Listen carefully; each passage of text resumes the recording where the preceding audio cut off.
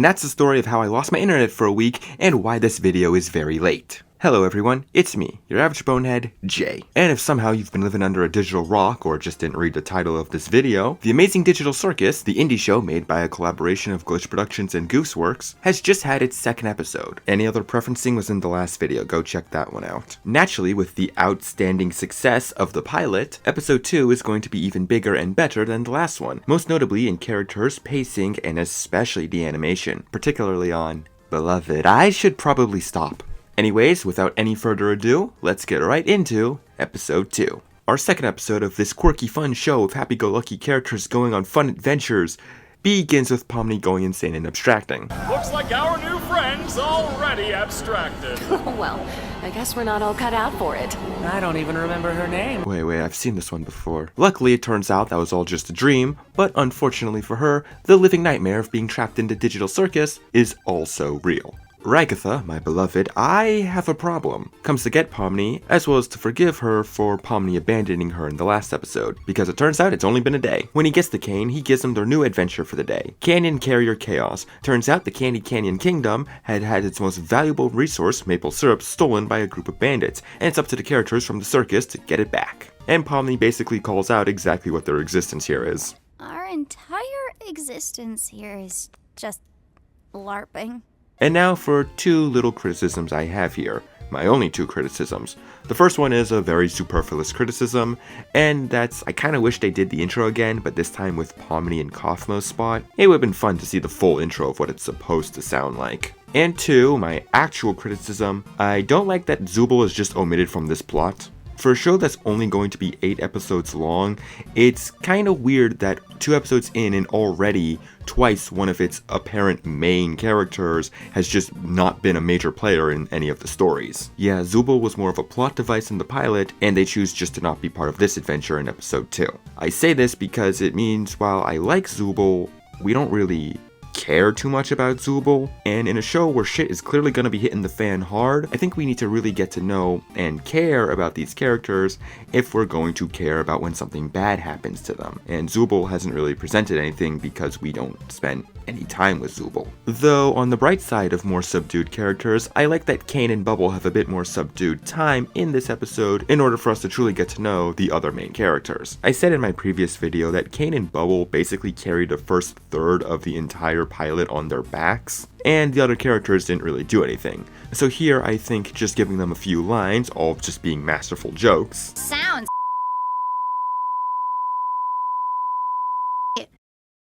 Bubble, you can't say that.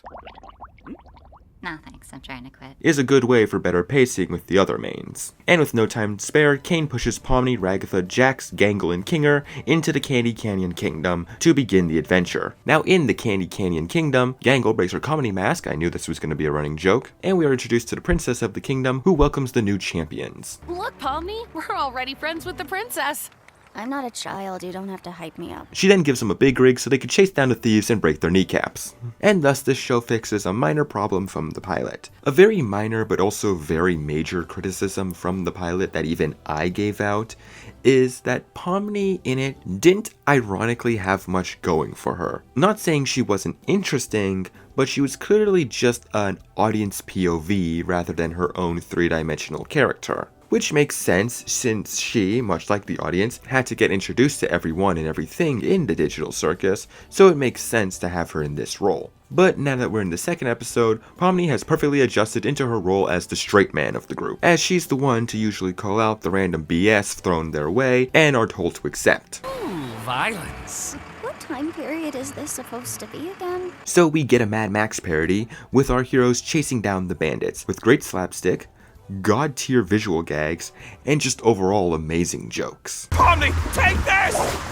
And while we're here, we might as well talk about the elephant, or rabbit, in the room, Jax. For some reason, a lot of people have been criticizing this episode for ruining Jax. Guys, were you paying attention to the first episode? He's always been an asshole. Jax is absolutely horrible in this episode, and that's kind of the point. He was also like this in the pilot, but since we were still needing to be introduced to everything, we weren't really given enough time with him to truly understand his character at this point. Now we do. As for me, Jax would be completely unlikable if it wasn't for the fact that he gets some of the funniest lines in the entire show. I'll jump over, crawl inside, and shoot them repeatedly until they're unrecognizable.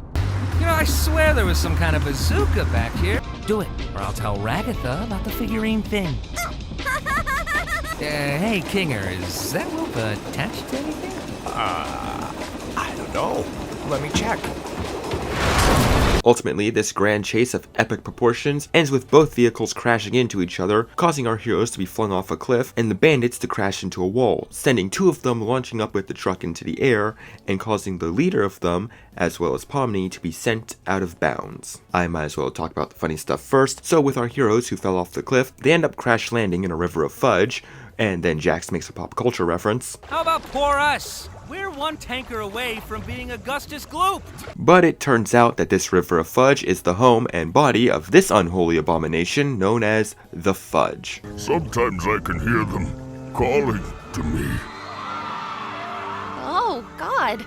That just sounds like murder. Which is all just an elaborate reference to the Greedy from the Raggedy Ann and Andy musical adventure, which is a movie I definitely want to review at some point. I want to take that special trip down What the Hell Avenue. Though I am gonna say that because this thing is based off the Greedy, I'm kind of disappointed he didn't sing. I don't care if this is not a musical, don't tell me it wouldn't fit. You all know it would. After some funny banter and jokes, Jax ultimately promises the Fudge to let him out of his prison and back into the Candy Canyon Kingdom to wreak hellfire on in exchange for capturing the bandits, who they coincidentally land in the river.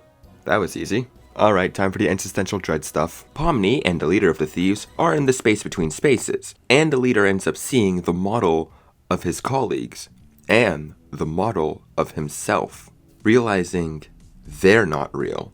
His memories of his family aren't real. He's not real. He is just an NPC, a basic enemy, an obstacle. When our heroes leave this place, he will cease to be, and all his memories will disappear with him. Until it's time to run it all again.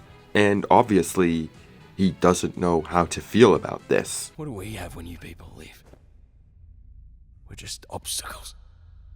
Created to be defeated and forgotten. Basically, this is just a roundabout way of me saying this is a better version of Free Guy. So Pomni manages to relate to the guy, as she also understands the feeling of feeling like you're nothing and don't mean anything. She even offers to let him come with them to the circus and maybe he can start a new life there. Actually be someone instead of just an NPC. So they manage to use a model of one of the trucks down there to launch themselves out of the space between spaces and back in bounds. Meanwhile, the rest of their characters, they're on their way back to the kingdom, and we do get this pretty nice scene between Ragatha and Kinger. Don't take it too personally. I remember how long it took for you to adjust. Oh, yeah. I'm surprised you remember that. I like the idea that they have a father-daughter type relationship, which makes sense since Kinger is kind of the insane grandpa of the group.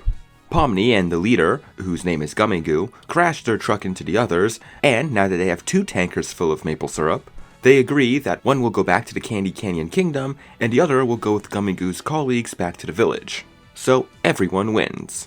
Except for the fact that Jax left an entire kingdom to die. Whoops! But at least Gummy Goo gets a happy ending, as he finally gets to join the others in the circus. So this is the circus, huh?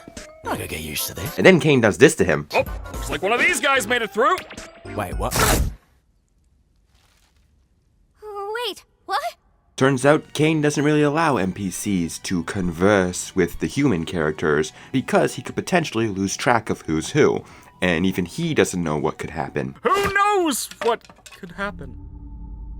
Yeah, he is just one bad day away from having a complete breakdown. So complete existential dread about losing someone who could have been a close friend aside, they invite Pomni to Kaufmo the Clown's funeral service, as they do this for everyone who abstracts in a way to honor their memory. And it's at this moment that Pomni realizes that these people here will be her friends, will look out for her, and will be there for her when she needs it.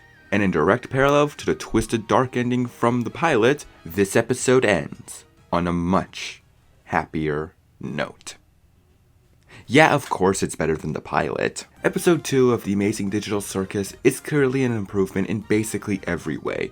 while there are little things I still kinda criticize, there are other things that absolutely blow those criticisms out of the water. I absolutely adore this show. I love its characters, I love its story, its animation is so beautiful to look at. It is an amazing indie show that deserves all the love and praise it gets. And of course, if you haven't seen it already, I highly recommend it. That is, if you can jive with Gooseworx' admittedly borderline sadist sense of humor, but if you can get past that hurdle, I think you'll enjoy it like everyone else does. Let's just hope the content farms don't ruin it for everyone. Now, I'm your average bonehead Jay, and I wish you all good night.